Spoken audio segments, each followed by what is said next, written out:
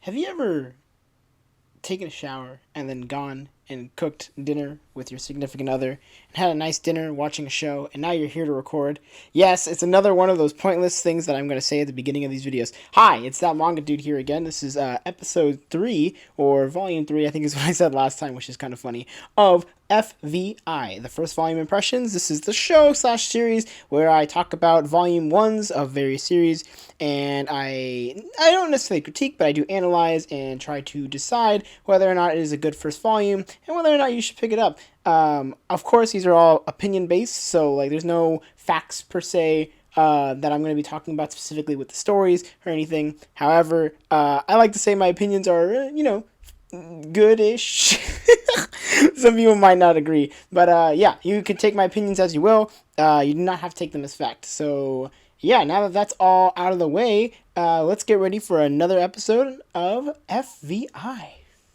So, today's volume is brought to us by Kodansha, and it actually just recently released in March 2022 in English, and I believe the Japanese release was from 2019 to present, so let's get started. It is, bam, Penguin in a House, Volume 1, by Akiho Ieda.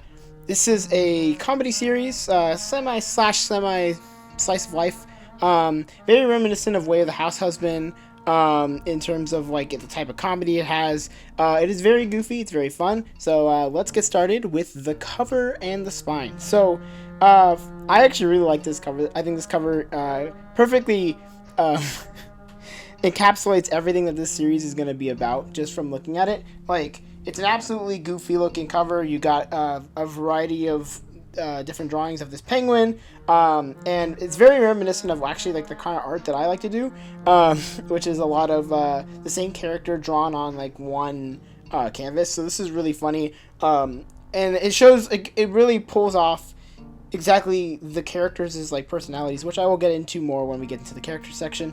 But yeah, this is a really nice cover. And then, like, the spine's also pretty cool, too. It's got the cute little penguin on the side, Kodansha's new logo, and then, of course, the name.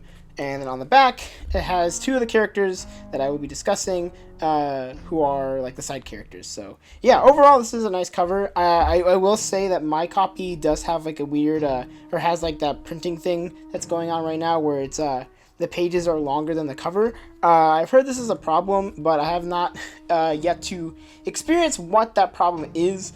But I do realize that this could cause problems later in the future if I decide to hold on to this volume, which we'll get into. So let's jump right in to the characters. So there are 4 characters to talk about, which is not a lot, but it's pretty easy to talk about them. So we'll start with the main character, Pen, also known as the penguin, is this adorable little, basically, butler for the main character.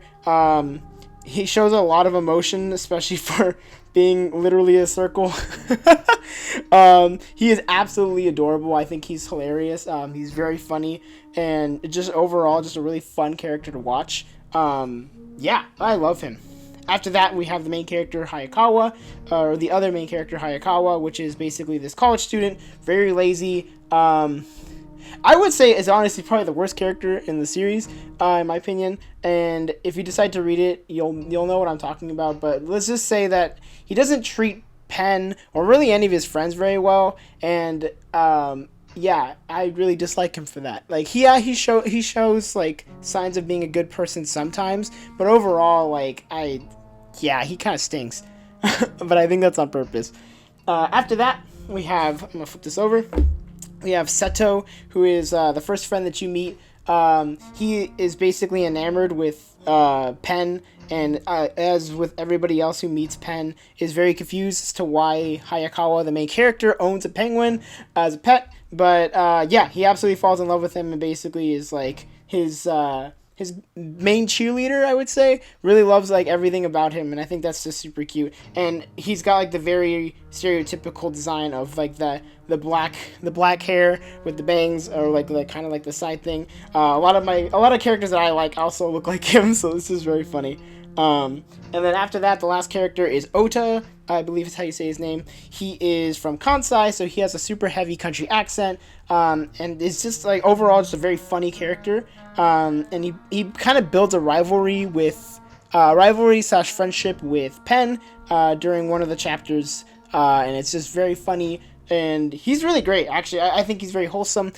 He's kind of your very stereotypical country bumpkin character. Has his dialect very obvious and upfront. But I think that's just it's done in such a way that it's not like overbearing or kind of like too much. So I do appreciate that from the writer. So thank you. And so we will move on to the story next. Okay, so talking about the story. There isn't a story, really. This is a slice of life manga at its heart, so it's really going to be very episodic in terms of like what goes on. You can expect a variety of antics and goofiness. I think the writing is where this series definitely excels. It's perfect at that like deadpan, very like nonchalant humor. It's got like a lot of goofy moments. You have like your typical like arguments about absolutely nothing kind of moments. Overall this is like the comedy and writing is very solid. The storytelling is also very good. I will say that the main character is definitely, like I said in the character bio, personality, whatever you want to call it, the main character is not very likable, and I think that's on purpose so that you sympathize and empathize with the penguin. Especially because the penguin can't talk. He's a penguin. I think that's the best part about this entire series. The absurdity of the entire premise is actually just like perfect for a comedy series, and I think it really works with how bleh the main character is in comparison to Pen himself. Now, in terms of the art, I think the art is actually pretty fun. As you can tell by the cover, it's definitely reflected in the same way within the series. I'm just going to flash through some of the parts. Like, the art is very simple, but has just, like, enough shading and stuff, and has, like, some of the best facial expressions for comedy. It just, like, overall, is just, like, a really, really funny thing. I do think it's hilarious that the food gets really realistic for, like, no reason. And I actually really like the food, how it's displayed within the series. So I think that's a nice win for this series. There's definitely a lot to like about it. So let's go into my final thoughts here. Yeah, this is a good first volume. I mean, if you like your slice of life comedies, this is right up your alley. It's got the solid writing, it's got the funny premise, it's got the very goofy scenarios in general. It's a nice, wholesome, fluffy series. It's just like something to really enjoy.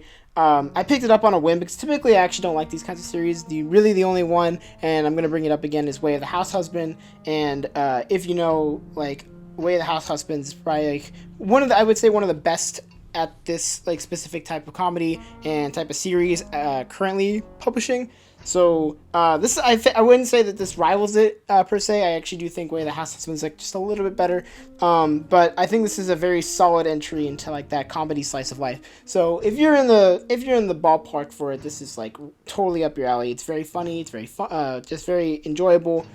You'll like most of the characters. If you happen to like the main character, please let me know because I'd like to know why. But that's going to end it for this episode of FVI, episode 3.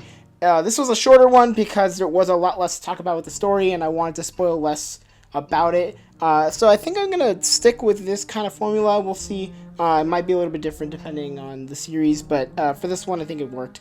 So, yeah, if you have read this, please let me know in the comments below, because I'd like to hear people's opinions on this. I know the next volume, I actually looked it up before I started recording, that's coming out in April, so like a 1 month turnaround for volume 1 and volume 2 is like crazy, especially in today's manga climate. So excited to pick up the second volume. We'll see if it actually does come out in April. But yeah, just overall a great time. Yeah, so if you like this episode, you know what to do. You can like, you can comment, you can favorite, and you can subscribe. I would appreciate any of those 4 things. You don't have to do all 4 of them. If you do, super awesome. If you do one of them, great. If you do none of them, honestly, a view is just nice enough. So I appreciate you coming to watch this video and learn more about like a completely random series that I picked up on a whim. So yeah, that's going to be it for this episode of FBI. So yeah, I'll see you in the next episode of FBI.